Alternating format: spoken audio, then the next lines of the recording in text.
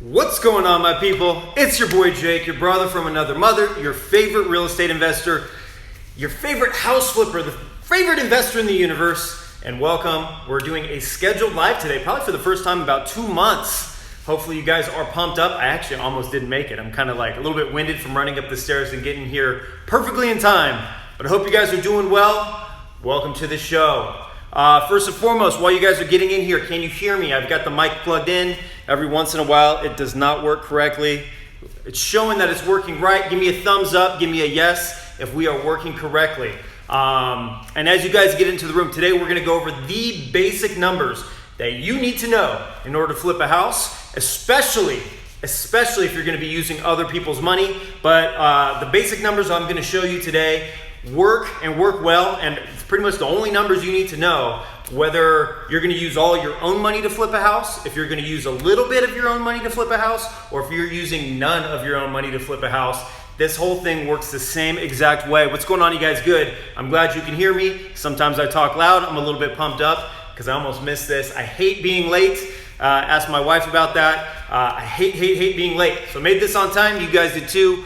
Welcome to the show. So again, we are going to go over, while you guys are joining, we're going to go over the basic numbers you need to know in order to flip a house in today's market. This isn't going to be Hollywood. This isn't going to be all cutesy. This isn't interior design or anything you see on HGTV. This is the cold hard numbers, and we're going to tell a few stories about why these numbers are important, how they apply to the regular person. You do not need to be a licensed agent. You do not need to be a licensed contractor. You don't need to step foot inside of these homes. You can do this as a part-time side hustle, and you can do this all day, every day, even with other people's money, as long as you adhere to the basic numbers that we're going to go over today. Now, a little bit of housekeeping here. You are going to see these numbers backwards.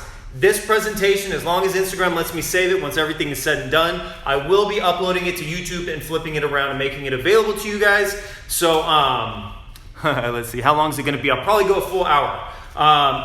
And stay the whole time. I got a pretty cool announcement toward the end. But at some point, I will put this up on YouTube, probably tonight or tomorrow morning. I'll make it available through my stories, okay? But I am going to have something, just for the folks that are on live, that's going to be important for you guys to pay attention to. Looks like we got some of the Flip family, some of the mentorship group in the house.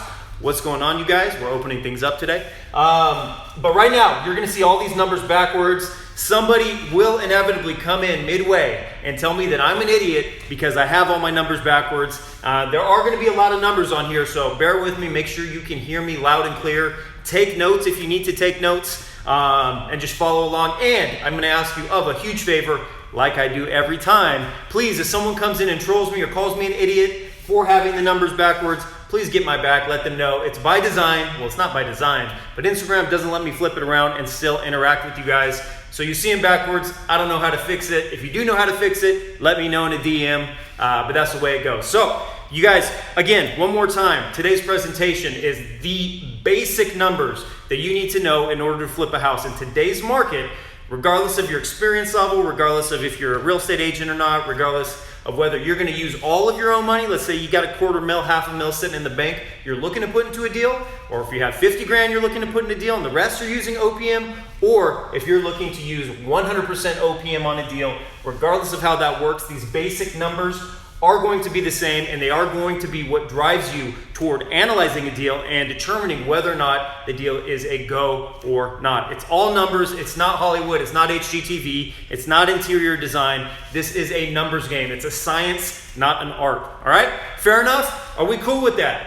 I'm going to rush this through because I want everybody to get it, and I want to be able to hit this before Instagram kicks me off at an hour. If you guys are understanding, you're feeling the flow, if I'm not going too fast, to the point that it makes your head spin, give me a thumbs up, give me a yes. I'm going to be interacting with you a lot. Yeah, those little heart things on the side, I don't even know how you do those, but I would appreciate just kind of interacting that way, because a lot of times I'm not going to be able to get in here and answer questions just because I want to make sure I get through all of this. All right, so do we have any first timers in here? I know there's a lot of usual suspects that I see here, but is there anyone, this is your first time seeing any of this stuff that I'm putting together? Give me a yes or put first time, or yeah, just say, Jake, it's my first time. Hashtag first time. What's up, Matt? Good to see you, man. Let me know if it's your first time. Okay, cool. Jay, first time. Good, first time. Okay, cool. A few is enough for me to go through a full intro. My name is Jake Leicht.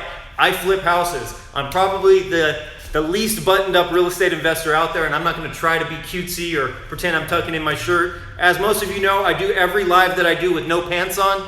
No, I'm just kidding. I'm wearing pants. But I flipped over 800 houses over the last 7.5 years. Back in 2013 and 2014, we were doing 100 to 200 at a time, buying them in bulk. I've always done it with other people's money. There's been times where I put my own money into deals, and I still do every now and again. But for the most part, I use OPM. I don't step foot inside. I'm still not a real estate agent. I'm not a licensed contractor. Just lately, I guess over the last year, I've been stepping foot inside like 1 or 2% of the houses that I do in order to shoot social media content, because that's become part of my strategy, all right? But growing up, we grew up lower middle class. I grew up on, I wouldn't say we were poor, but we were definitely broke. We didn't necessarily know we were broke until I ended up going to college. And yes, I did go to college. I played sports. Sports got me into college. And once I got to college, I realized I was broke because the rich kids let me know that. I definitely, had anxiety and depression that kind of stemmed from that. I didn't feel like I belonged.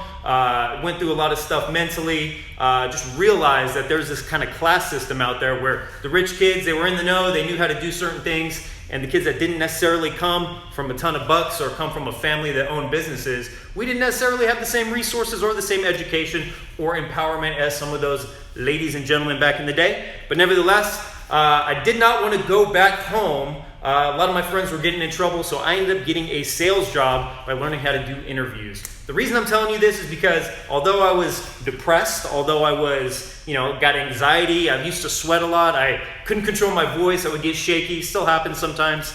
I was able to learn how to do interviews. I was able to learn how to follow scripts. I was able to learn how to be coached in order to go after what I want. Although it scared the crap out of me back in the day, my fear of messing up or doing something new wasn't as big or didn't drive me as much as me wanting to avoid getting into trouble, right? There were certain things that fear was working to my advantage. I was scared to go back and fall into the rat race. So I ended up getting this job at a sales company. We did so well and I learned so much.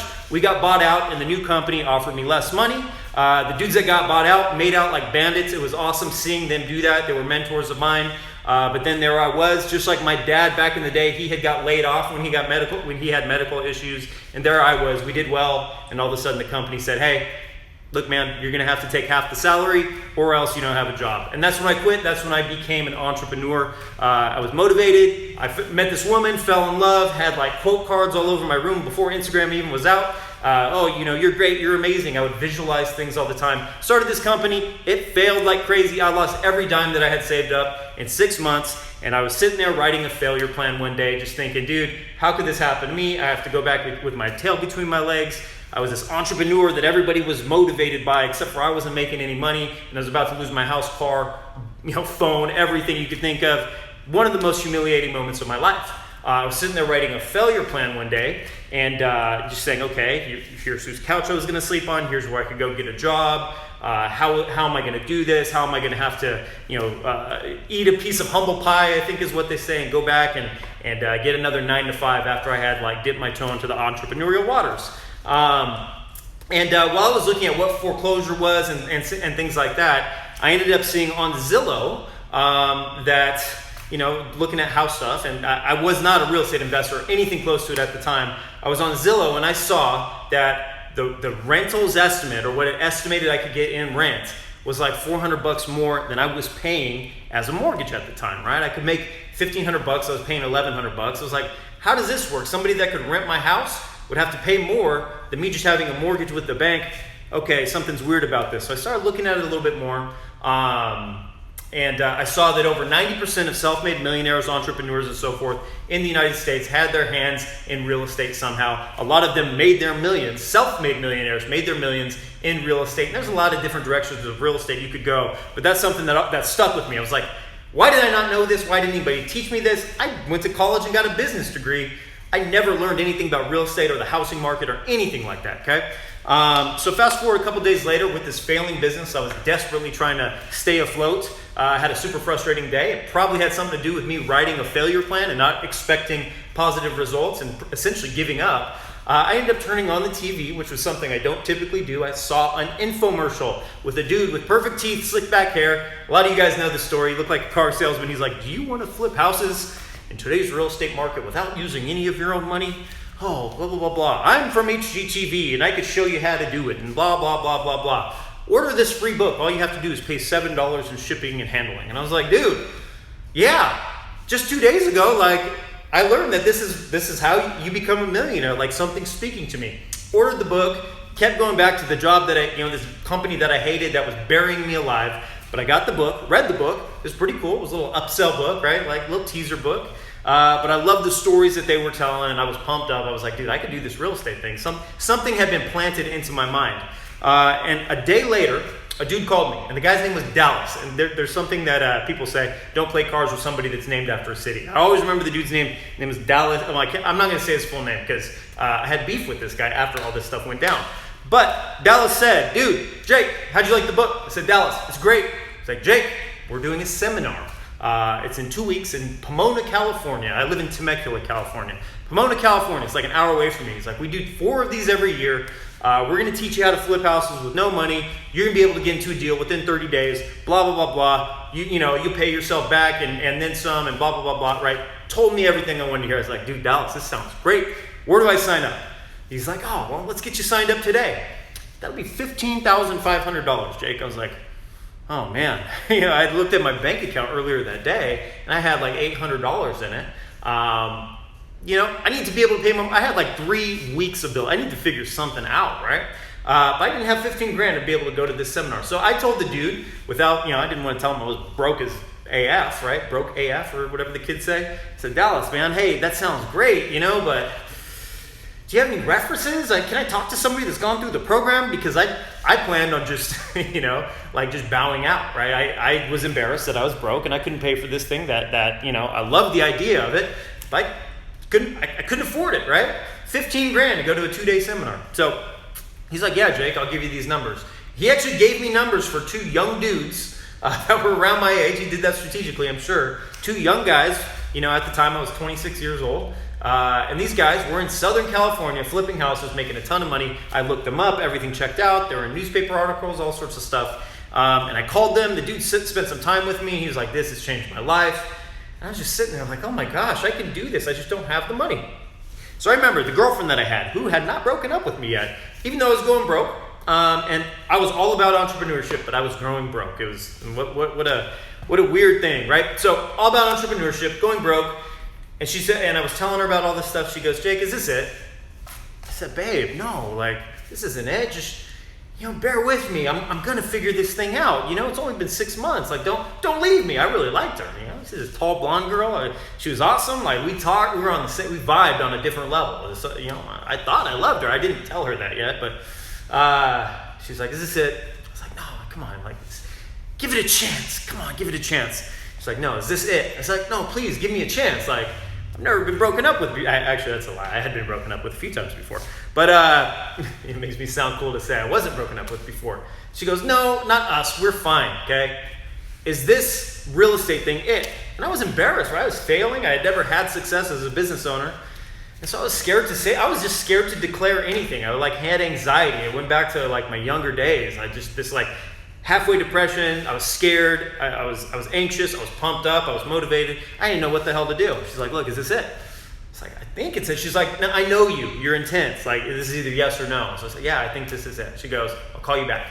And I thought it was hours, and it was really 10 minutes, 15 minutes. She called me back. She said, listen, there's a credit union I've been with for 15 years since I was in high school. I've had a credit card with them. I know someone at the place. They upped my limit so we could put 10 grand on a credit card. And then I talked to them. They'll be able to put 5 grand, open up accounts and have a credit card with 5 grand limit for you so you can do this. I said, oh my God, she believes in me more than I was scared to tell her that this was it. And so, I proceeded with it. I went to the course on other people's money, actually. That's weird how that works out. Went to the course. I was in there. There's 600 people. I learned so much about real estate, and I went out there, guns blazing. The next day, I started working 18-hour days, trying, putting 18, 20 offers in a day. People were saying, "You're tripping, Jake. they were telling my agents, this guy's tripping. Like, what's he talking about? We're asking 300 grand. He's offering 80 grand for the house. Like, what are you talking about? Not only no, but tell this kid to stop making offers. Like, he's embarrassing himself. He's an idiot. But slowly yet surely, I started learning new things. My offers started getting better, finding better properties. Just going out there and really learning things, asking questions, networking, going to events, seeing what's working better for other people. This was toward the beginning of Facebook really taking off too. So started learning on Facebook groups, not Instagram. Actually, I haven't started really doing Instagram until like last year. But on all these Facebook groups, people were giving me little bits of information. I had coaches that were looking out for me, and it was interesting. So after 273 offers, it was about 45 days, I finally got the call that I got my first offer accepted. And actually, when I got that call, I freaked out, and I hung up the phone. And I said, dude, I got to call you back. Hung up the phone on that agent, who, by the way, is Grant. A lot of you guys know him. I hung up on him. I was about to just like lose my number and freak out. Like, I spent all this time and all these resources going all in on real estate. Finally had an opportunity, and I was still scared, right? Fear is such a crazy thing. But finally, I went for a run, ended up like talking myself into it, battling the voices inside, battling that law of average that always wants to bring us down and say, you know what, mediocre is just enough. And I said yes, and I did it. I threw myself out there, found the funds to flip a house on Facebook, through Facebook groups, networked with a few different, it was a few different lenders that went together, ended up flipping that house in less than 2 months, made $38,000. $38,000, and I was 15 grand in debt. And I had 800 in my bank account before that. Like, I had to figure, like, there were some weird creative ways that I'm not even going to get into on how I paid those couple months of bills. And no, it's not mail stripping, although I'm sure you guys have a mental vision of that. But I went in there and I made it happen. And it was the best and weirdest and craziest and most empowering feeling ever. I was crying. If you guys know Grant, I was crying. Grant's a strategist with our mentorship group. Crying tears of joy. And everything in the world. That girl is now my wife. That's Carlene. I think I just have a couple of pictures on my Instagram. She's my rock, right? She's like my road dog, and haven't looked back since. I've done a lot of things right since then. I've done a lot of things wrong since then. I've learned a lot of things. I've spent hundreds of thousands of dollars in coaching. I've been able to coach on stage, teach this stuff, do advanced coaching, write a lot of curriculum for the big infomercial companies. I've been able to do a little bit of it all, and it all started because I was willing to take action when I didn't have anything, and I was scared as an MF, right? So that's where I come from. No money, still not a licensed agent, not a contractor, but I was able to figure out a way to do it, and I've been running strong since, staying a couple steps ahead of the curve because technology is progressing in a crazy way. But regardless of the ways that technology is progressing and the barrier of entry being super low, meaning it's easier than ever for regular people to get into this game because of what technology and apps are available. These numbers that I'm going to show you today, these numbers have stayed the same since day one. This is actually the same exact way I used to write these out when I was doing scratch paper, before I created calculators, before I created all sorts of software type stuff that I'd been using for myself in my real estate investing career. Okay, so we're going to get into the content now, but it's important that a lot of you guys, if you didn't know who I was, that's my story. I mean, humble beginnings. And to be honest with you, like, once I started making money in real estate, like, I didn't come from money. I wasn't ready to have money. And I did some dumb things with money where I've lost it all a couple times after I started getting into real estate and making it.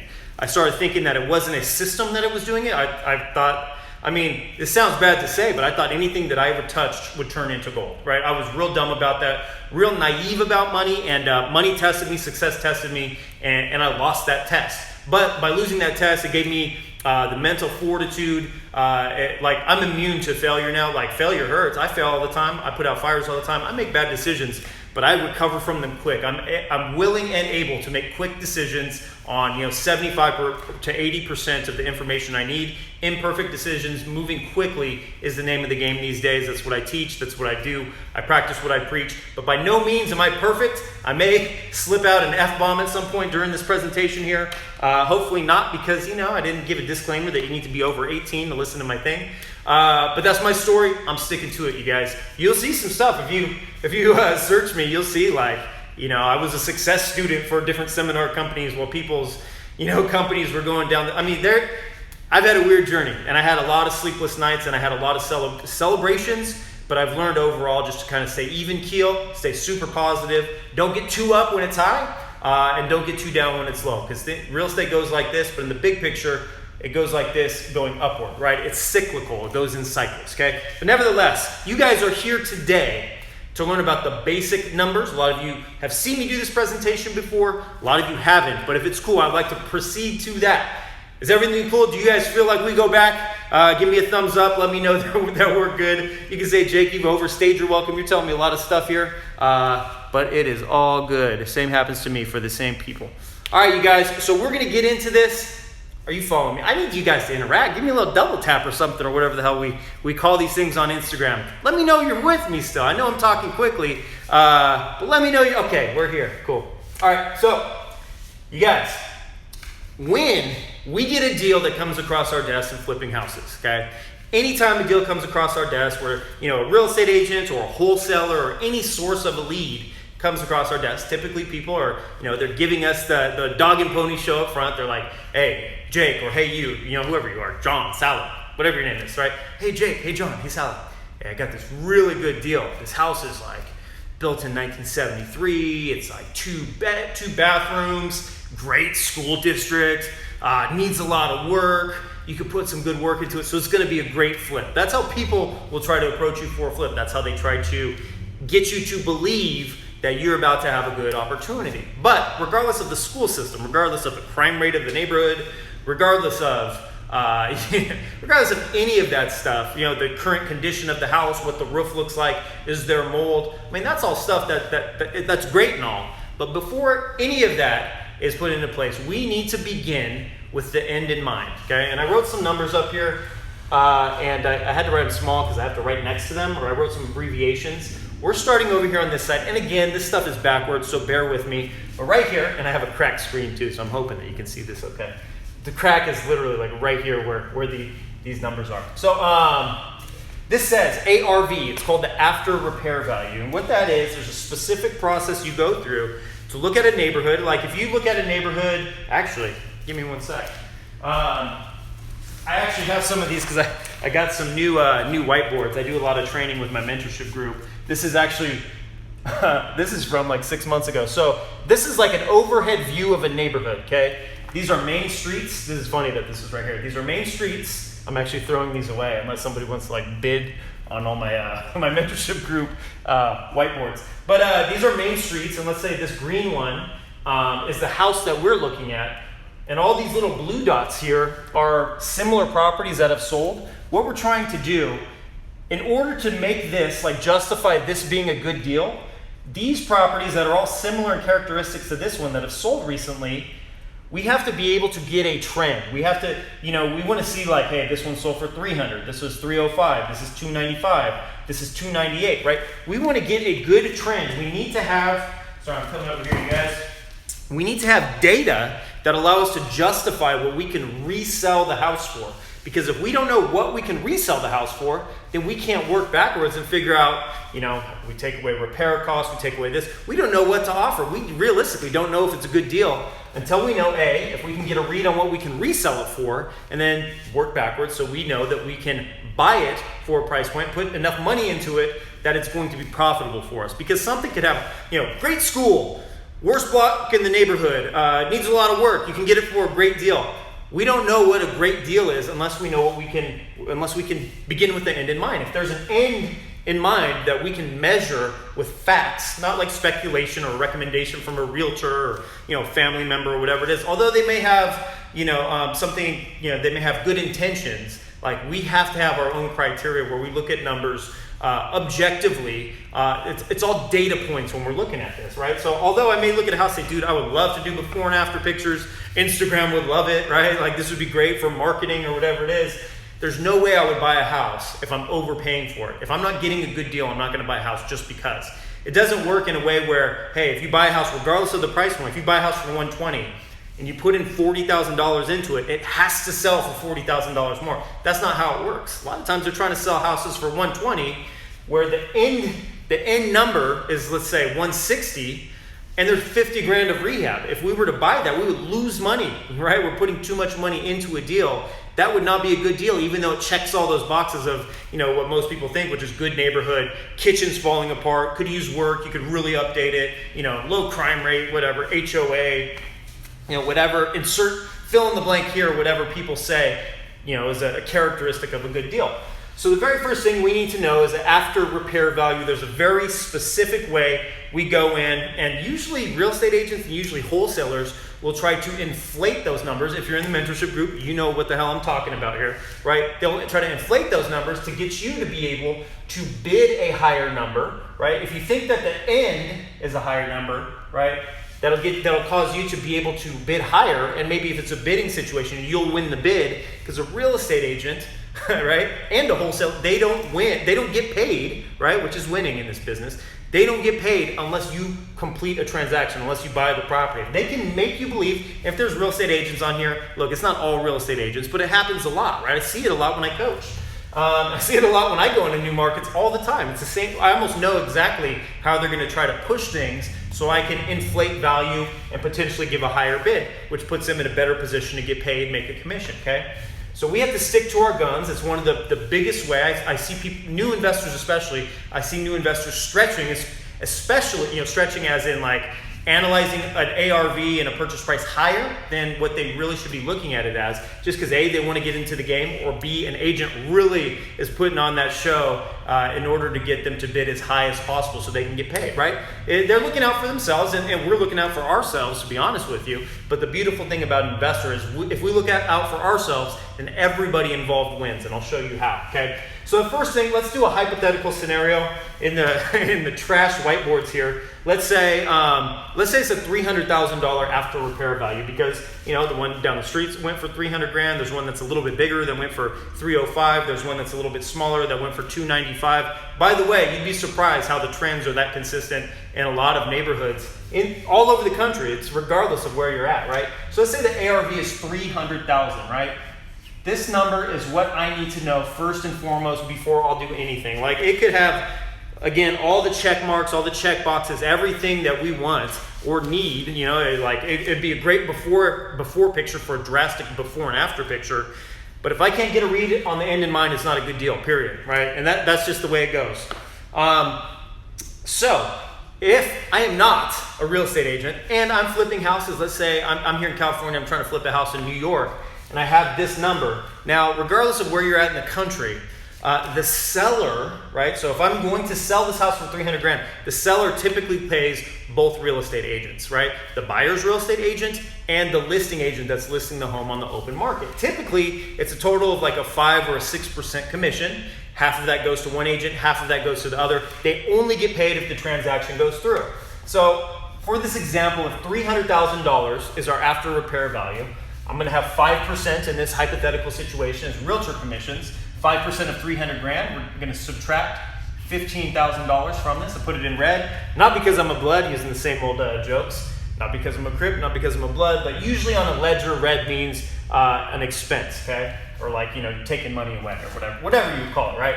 Also, there's what's called closing costs. Usually we have a title company, escrow company, settlement attorney. It's called different things, different places in the country. But the consistent thing is typically between 1% and 2% of that transaction amount. So on this transaction, $300,000, between 1% and 2% of that, let's say $4,000 we're going to subtract in closing costs, okay? Seller's closing costs, okay? So in this scenario, this deal comes to my desk, it has all the check marks, and I can get a read on the resale number, the projected resale number. We're going to take away realtor commissions and closing costs. Realistically, if I sell it for 300 grand, I'm probably going to have revenue of $281,000 that comes through on this hypothetical deal, right? This is how I do my numbers every single time, you guys. This is how my calculators go, all my templates go. This is the way the game is played. It's numbers, numbers, numbers, okay? Now, I get everything on the selling side, and the reason I have this little, arrow here is once the house is flipped. By the way, this is also my logo, right? By the way, this is like the ultimate networking tool right here. But once I have it flipped, this is how much revenue is going to come out of it. Yes, we can sell it for 300 because it's worth 300 once it's flipped, but we're paying real estate agents and we're paying closing cost fees in order to complete the transaction, all right? So that's the selling side, okay? I'm not going too fast, right? Everybody following with me? Give me a thumbs up, give me a yes, give me some type of you're an agent, you're offended. Sorry about that. No mean to offend you. You gotta have thick skin in this business. So if you're following, give me a thumbs up, give me a yes, or the heart things, or whatever it is, and also give me a chance to have a drink of water because I'm going fast.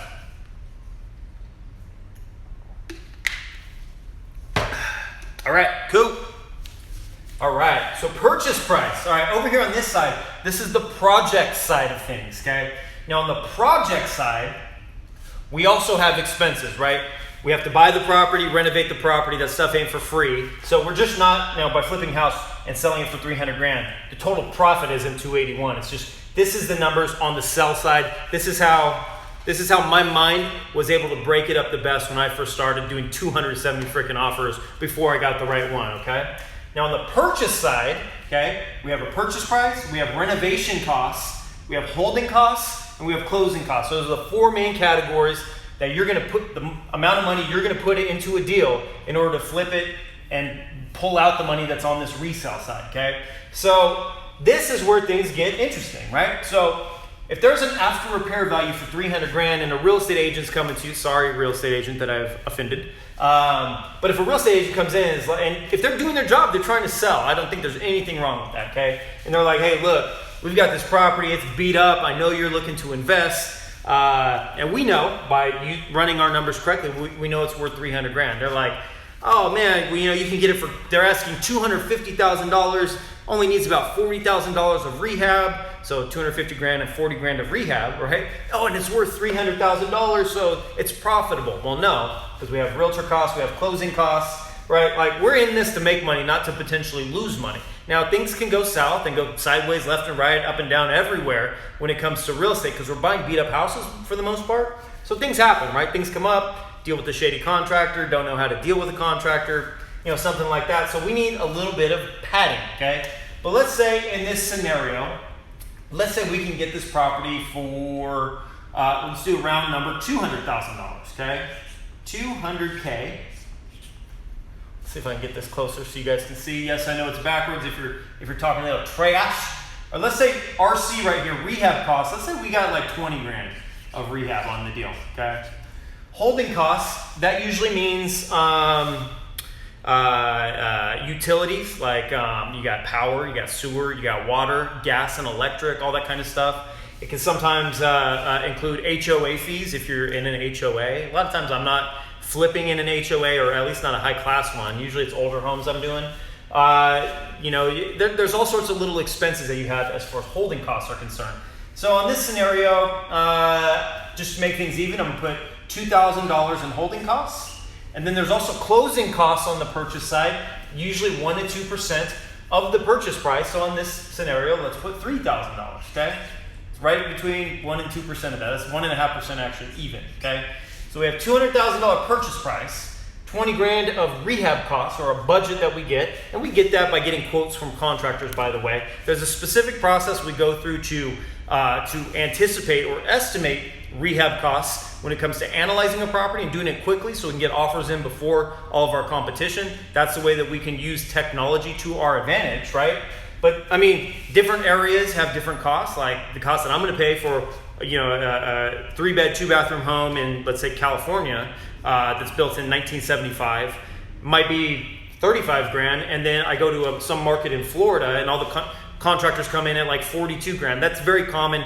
Different numbers, different places. As long as you get a bunch of quotes, you'll get an accurate number. And typically in real estate, you put an offer in and you have an inspection period where you can go verify numbers. So let's say I put 20 grand in here and I'm anticipating 20 grand and I get 3 or 4 quotes from contractors and they're all at 40 grand. I still have the ability to back out. I have like an inspection or, that's what it's called, an inspection period. So I got some time, okay? And also typically, I know somebody had a question about how do you anticipate rehab numbers. I do it based off of the square footage of a home, the characteristics, like how many bedrooms and bathrooms it has. I'm anticipating I'm always doing flooring, paint, light fixtures, a couple grand, 2 to 3 grand for electrical and plumbing to bring it up to code. If it's an older house, maybe a little bit more than that. But the 3 main things that I look at, and I usually can get this with pictures and public data, is am I gonna have to replace the roof, okay? With the windows, are they older windows or newer windows? Pretty easy to find that out by looking at like Google Street View, even if there's no pictures of the property. That's important because if you change, 15, 20 windows in a house at, $100, $200 a pop, like that can add up. That could be a good $5 grand or so and I don't know if my math is right, don't hate on me with that. But we only do that if the other properties that are selling right around 300 grand also have new windows, okay? So there's a little formula, we're just modeling what works, it's all trends, okay? The other thing I look at is the HVAC, or heat and air. What does my property have? And what do the other ones in the neighborhood have? Am I going to have to put a bigger expense? So I have like a baseline expense, and then I look at the big things, right? There's a few other big things we look at too, and there's specific calculations we put on that. Now, we're not always right, but it puts us in a position to be close to right. And you don't have to be perfect up front. You just, done is better than perfect every day of the week. That's something that took me a long time to learn, because I used to want to make sure I had everything projected to the dollar and the cent. But anytime I've thought that I was making a perfect decision, it's never perfect, and I have to adjust anyway. So I give it my best shot with the data that's there, and I'm trying to get something done quickly, submit my offer quickly, get negotiating quickly before anyone else. And that's better than being perfectly accurate, because I have a 7 or 10 day inspection period built into the contract that gives me a little bit of leeway once I secure the property. Okay, once I secure the property, no one else can bid on it. So if I get in there first, then it doesn't matter. I could be completely wrong, and I still have leverage. I can sell the contract, I can wholesale, a lot of different things, different lives for a different day. So anyway, going into it, I went off on a tangent there, but we've got 200 grand purchase in this hypothetical situation, 20 grand in rehab costs, $2,000 holding costs, $3,000 in closing costs, total project costs of $225,000. Okay. So 225 grand, that's all the numbers that we're really looking at here to put into the house in order to flip it. And that's, I'm usually anticipating 4, 5, 6 months. Some of these costs will be a little bit more if we're anticipating holding it for longer. We flip the house because if you hold it for longer, there's higher property taxes. So 225 going in, and then on the resale, we have 281 coming out. That means we have a good baseline of whether or not this is a good deal, okay? And sorry, I'm in your way. I know this is backwards. If you're watching this on YouTube later on, this will be the correct way. But we have the project side and the total amount that goes into the flip, the resale side and the amount of money that comes out of the flip. If this is bigger than this, it's profitable. We want this to be a certain amount bigger than this so we know that we have enough projected profit. I mean, it's not going to be perfectly on point once everything is said and done, because numbers may go up. We may sell this for higher, we may sell this for lower, right? But we want to have a good baseline projection so we know that we can make money on it, and so we can present this to lenders if needed, in order for them to see that it's a good deal as well. So on the pure profit on this property, if you put it on paper, right, put in 225, I put TPC, total project cost. 281 is what we're pulling out, that's net revenue, right? That's revenue after we take away these expenses. This is $56,000 worth of pure profit, okay? Now this is pure profit. Now here is why these basic numbers are so important, okay? Now, if you have 250 grand, $250,000 that's sitting there, right? Sit there in the bank and you're looking to put it into a deal. Great situation to be in, right? You need to run these numbers this way to make sure that your 225 or 250 grand or whatever you're putting in yields a positive return. Nobody would ever say, let me give an investment. How much are you set to make? Well, I don't know. I might make some, I might lose some. I mean, yeah, there's risk in everything, but it's controlled risk. I mean, people that have retirement accounts and play the stock market, they're usually investing in stocks that they are betting are going to go up, and there's proof that, the company is doing good things, right? So when it comes to real estate, there's no point in getting into a deal on speculation. Oh yeah, I mean, it's a good school district, so I hope the numbers will go up in the next 6 months. Or it's a low crime rate, so I hope the numbers will go up. That's speculation. Real estate deals with facts, okay? The facts are, we've got 4 properties in this hypothetical situation. 4 properties that sold right around 300 grand, so we have a good read on it. Because those 4 properties are in the same neighborhood, there's typically going to be reads on exactly what we need to do with rehab, so we have the ability to get a pretty accurate rehab budget, right? Like, we know the numbers we're going to put in, and it's supported by data rather than just speculation and thinking, oh, well, I know that the numbers are 300 grand, but I saw on HGTV that, the one lady that's doing the houses in Cleveland, she went to the antique shop and she refinished and did, pastel chalk paint on that mantle for the chimney. She put a lot of money into it, and it looks so dope, once she did that. So realistically, we could sell ours for $325. It doesn't work like that. And a lot of people A lot of people will argue with me if I ever promote posts or put stuff out there where I'm like, dude, you don't have to be interior designer. Matter of fact, I don't like a lot of the flips that I do, but I do them because the neighborhood sets the trends. It's not me, it's not up here, it's not my ego, it's not any of that. It's the facts set the trends and we model the facts, okay? How do you present your investors with the numbers? Sorry, I got this bright ass light right here. How do you present your investors with the data? Do you type it up? Yeah, so I have a template. Like, it's a pretty professional template, and it's drag and drop. That's something that my mentorship group has. And we teach, I teach a lot about how to use that because, I mean, it's important to have that. I'm getting 2 steps ahead. That's a really good question you just asked there. And sorry, I know that there's other questions here, and they're going up. And actually, if I back up like this, there's questions on here that they just blend in with the white. So I can't see it from that far away. Plus, I have this light. And gosh, it makes me look orange. What the hell's going on here? So this is the pure numbers. Let's take a step back. These are the pure numbers. If you have the money to do this, these are the numbers you're looking at, right? So you can stay safe in your investment. You put $225 into a deal, and in 6 months, you get your $225 back, plus you have 56 of profit. I mean, that's over a 20% return, I think. Yeah, it's over 20. That's way over 20% return. It's like 25% return over the course. 25%? Yeah, something like that. Over the course of 6 months, that's like a 40+% return, rate of return over a year. This is a really good deal. I mean, stock market on its best year is not even doing that, okay? But if you need to use other people's money, let's say you have, there's a few situations you can be in. Let's say you've got 30 or 40 grand saved up and you're like, dude, I can't buy houses. They're asking 200 for that house. Well, if you put these numbers together correctly, there's tons of lenders out there that will come in and they'll look at this resale number and they'll give you a specific percentage of it. So usually it's like 65, sometimes 70% of this number that they'll give you a loan for, okay? So if they give you 65, 70% of that, I don't even know what the math is on that. Let's say it's 200. Let's say they give you 200 grand, right? There's rehab costs right here that obviously it doesn't cover the whole thing. We have 225 that we need to come in. Plus, we're probably going to have to pay that lender some interest over the 6 months, okay? So if that happens, you can use the 40 grand you have saved up to cover the difference. Now, it's going to be a little bit less of the profit because we have to pay the lender a little bit of money. But now, all of a sudden, you put let's say a lender comes in, right? Let's say they come in at, say, $210,000, right? But the total project cost is $225. So you need to come up with a difference of 15 grand, okay? But you also got to pay that lender. Sometimes they have fees up front. We'll go over that tomorrow. I'll do another live.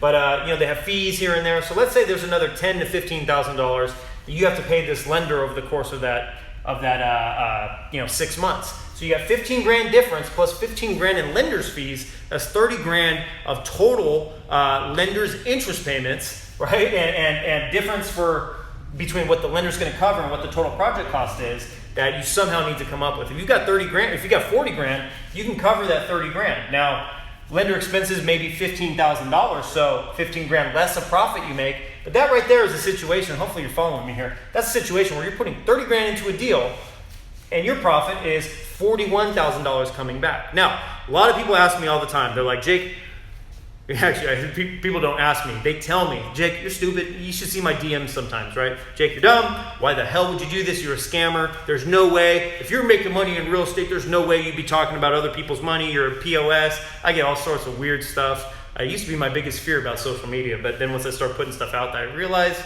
it's not that bad. And typically I feel bad for people that are in such a bad position or so pissed off that they want to try to make me feel bad. And they're successfully making me feel bad at some points, but the realtor earlier, I said you had to have thick skin. I got to have thick skin too to do this kind of stuff.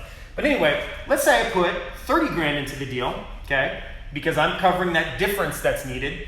And I make, $15,000 less because we have 15 grand we're paying to the lender. Well, now I'm making 41 back. I would put 30 grand in to make $41,000 of profit back all day over putting 225 into a deal and making $56,000 back, right?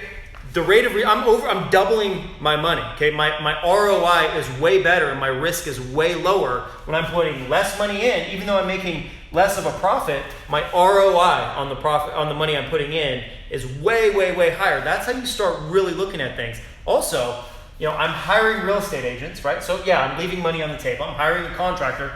There's no way you're going to get me going to going into a house 40 hours a week, working on it, banging a hammer. I'm terrible at that anyway.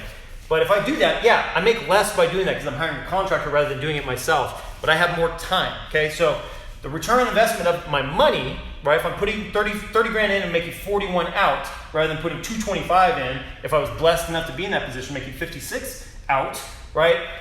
I'm doubling my money and spending way less time because I have people in places. I have a realtor over here and I have a contractor over here in positions where they do that better than I would do it anyway. So I'm paying them for their stuff, but I'm buying back my time. I'm spending 5 to 7 hours total on each flip. And like a lot of you guys know, I spend a lot more time on these lives and doing stuff with social media than I do flipping houses. Now, I make way more money flipping houses, right? I make a little bit of money with like mentorship group and coaching. That's what I like doing. I buy my time back so I can do things that I like because I spend less time and make a higher ROI on my money here. Like, because I'm not a contractor, because I'm not holding open houses every weekend, I'm able to get out there on like 5 to 7 hours total, unless something really hits the fan, I gotta fly somewhere or something like that. 5 to 7 hours total over the course of 4, 5, 6 months, right? Working on one deal, that allows me to do 2, 3, 4 deals a month. So let's say I'm making 40 grand rather than 56 grand on each deal. Well, now I have the ability, I bought my time back to leverage, right? Leverage is a key word here. Leverage my relationships with other people, with lenders, with real estate agents, with contractors. Leverage that to be able to do 3, 4, 5 a month, right? There's months where I buy 5 properties, meaning like right now, over the next 2 weeks, I'm reselling 4 different properties, making different profits. And that's a good thing, right? Like I'm able to hack the game in a way where I can do it, doing it part-time. There's no excuse for me. If I had a full-time job, there's no excuse. I could still do this, right? Now, I've had some practice, of course, but anybody can get into it because I'm just using technology. I'm using my phone. I'm signing stuff on my phone. I'm using emails to get in touch with lenders. I'm putting proposals together. That's the way the game is played. Leveraging resources. The resources have never been more available. The money has never been more available. Technology, there's never been a time where technology has been working so well. And you realtors on here, you know that like the Redfins and Zillows and the Trulias of the world are plugging directly into the MLS where I have the contact information of the listing agent. Something comes to my phone, if I program an auto search, I can see 123 Main Street comes onto the market. I can look at my phone on a free website, on a free app, and see that, oh, Linda Smith is listing that. Here's Linda's number, 123-456, blah, blah, blah, blah. I can call Linda directly. I mean, it's a weird way that this game is being played, and it's very cool. And you have to adapt and kind of adapt with the times. You don't have to go belly to belly, meet a real estate agent in Starbucks and go, view open houses or, go in and physically inspect every property and spend a whole week doing that in order to make a bid on a house anymore. I make bids on houses, in 5 minutes. I have calculators that do some of this stuff for me, calculators that plug the numbers in. So I'm getting ahead of myself again here. So in a situation where you're putting 30 grand and maybe making 40 grand in profit back, let me know, give me a yes or a thumbs up if you understand how that can be more beneficial than funding the whole thing with cash. Although you're making a higher profit, you make a way lower ROI. Can you understand the difference there? And some people just don't have $250,000, right? Statement of the year right there. Most of us don't have 250 grand just sitting there we can put into a deal. You got to get your start somewhere. And so you have to be able to leverage resources that are out there. Do you guys get that?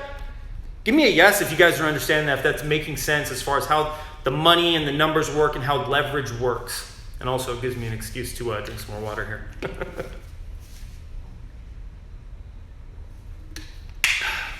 And it's delayed, so I'm going to assume that you guys understand this, and you're just not saying anything to me. I can wait. I can wait forever. I can't wait forever, actually. I'm going to a Dodgers game tonight. Yes! No, I use, so she says, he or she, Arthur, sorry. I don't know if Arthur, yes or no. I haven't found a lender that will 100% fund 100% of purchase and rehab, so check this out. So, and we'll get into this more tomorrow. This is what I teach. This is my specialty, right? OPM doesn't just mean one lender.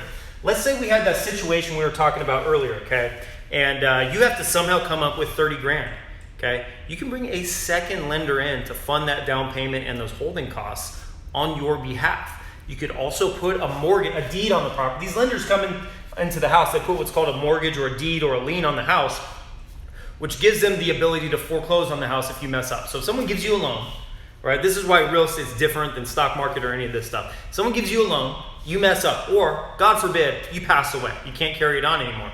The lender has the protection of this house, and with this house, these numbers need to make sense for everybody involved, because they, at that point, have the ability to take the house. It's their collateral, right? They have the ability to foreclose on the house, take the house back over, and they can complete it and make that profit on the deal, right? They look at the numbers the same way we do, because in a worst case scenario, although you never want to anticipate that, you have to be prepared for that. A lender here, will get to take back the house, right? If in the stock market, if there's like insider trading or fraud and a stock goes like this, and you've got your retirement in it, they freeze up the stock. Like your stuff could be worth 200 grand, and all of a sudden it free falls, and by the time you have the ability to resell it, the SEC or whatever it is opens it back up for you to sell your stock, get out of your investment, your $200,000 portfolio is now worth $10,000. Look up Enron. There's a movie called The Smartest Guys in the Room. Look up that documentary, and you'll see the weird stuff that comes into investing when you're looking at some of the manipulation on the open market. With real estate, it's different because you have this asset, this brick and mortar asset, that if you buy it correctly, you can sell it for a profit. You can throw a renter in it and cash flow it. There's a lot of things you can do, but you have to buy the property with a potential profit in it. This right here is called equity.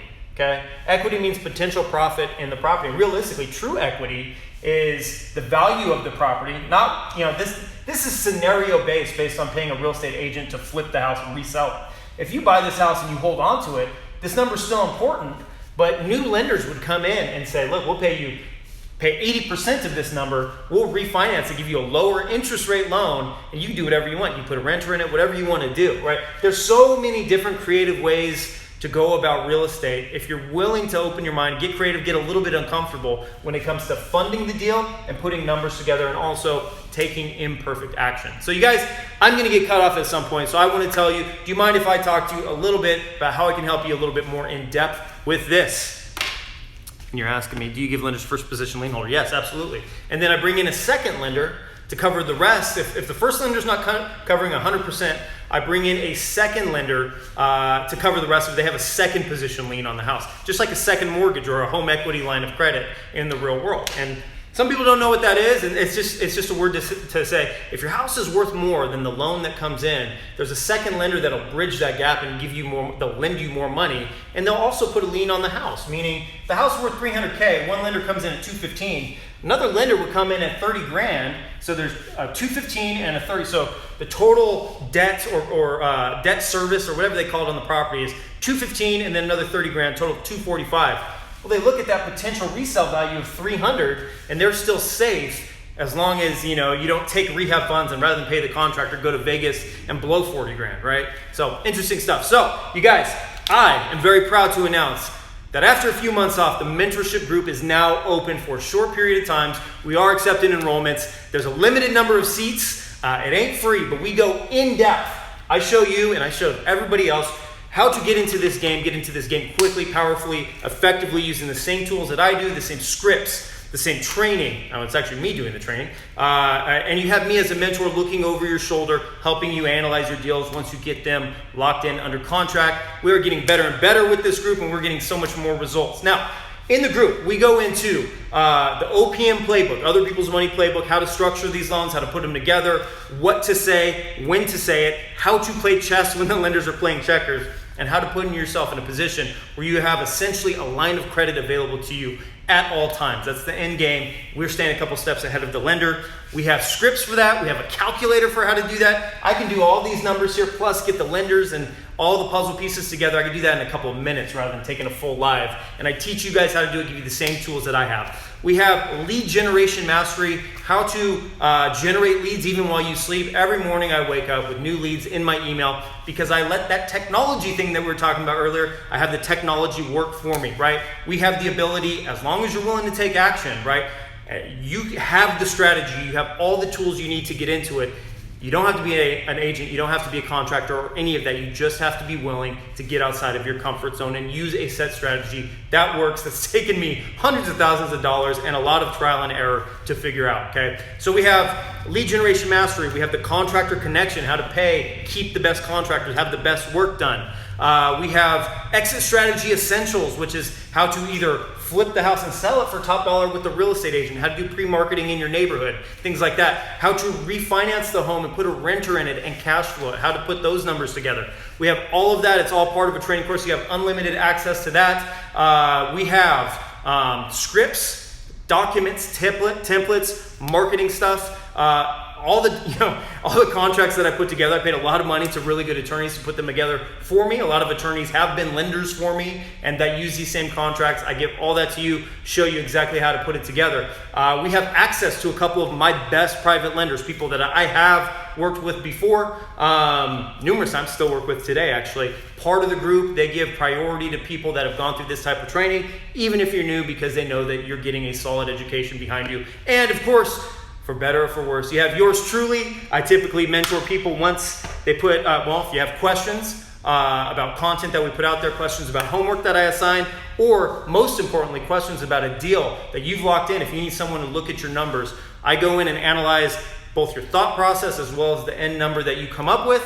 I'm here to get your back. And a lot of people are making really good money in today's market. And it's not just me, although I've been doing this for a while. Chris Cabanilla, I don't know if you're here or not. Chris Cabanilla just got into the group 4 months ago. He flipped a house, 5 months ago now. He flipped a house last month, made $135,000. Eric Hunt, I think you're on a flight right now. Eric Hunt has bought 3 properties with $0 out of his own pocket with 0 monthly interest payments since he's gotten the course in March or April, right? We've got, from the last time the group opened 2 months ago, a little bit less than 2 months ago, we got 4 guys and girls that have their first properties under contract doing their first flips with $0 out of their own pocket. It is not just me. Check out the link in my bio, theflipsecrets.com/mentor. This is an application process. Fill out the application. Someone from my team will get in touch with you.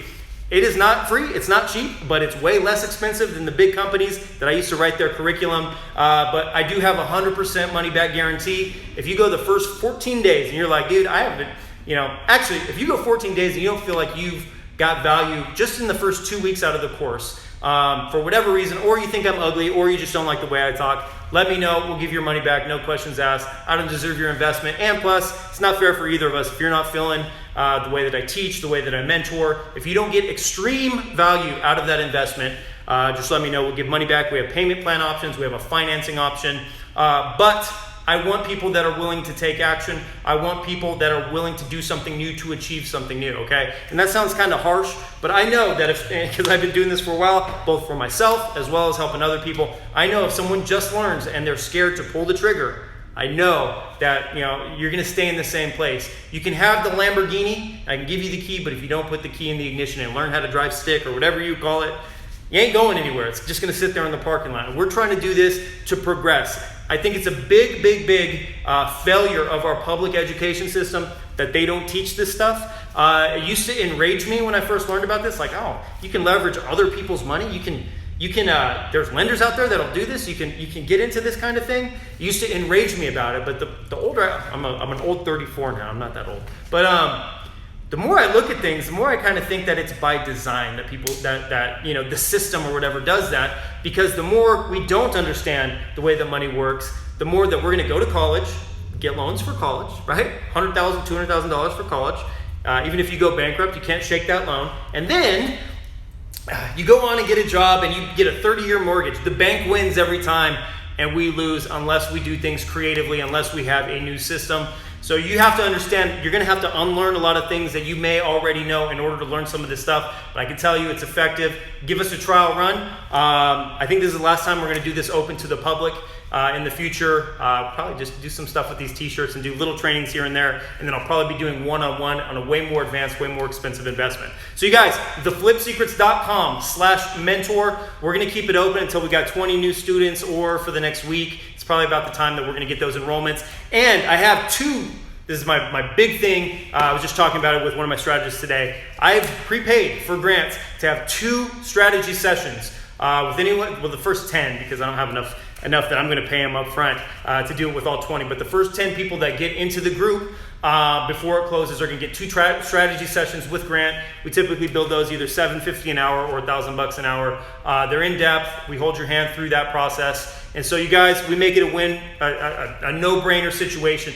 but only if you're willing to get outside your comfort zone. This is not for everyone. This is for people that want to take action, that have big goals, okay? So check it out, fill out the application, we'll get in touch. If it's not a good fit, we'll let you know, and I'll have the people on my team at least help you look at this business in a little bit different of a way. I've got 17 seconds remaining. If you do have any questions that I didn't cover, shoot me a DM. I know that I'm pretty bad at DMs. I'm actually going to Dodger game. We're going to San Diego tonight and take my kids to their first MLB game. I got a 2-year-old and a 4-year-old and one on the way. So we're going to try to do that. I'm going to leave here right now. Let me know. God bless you guys.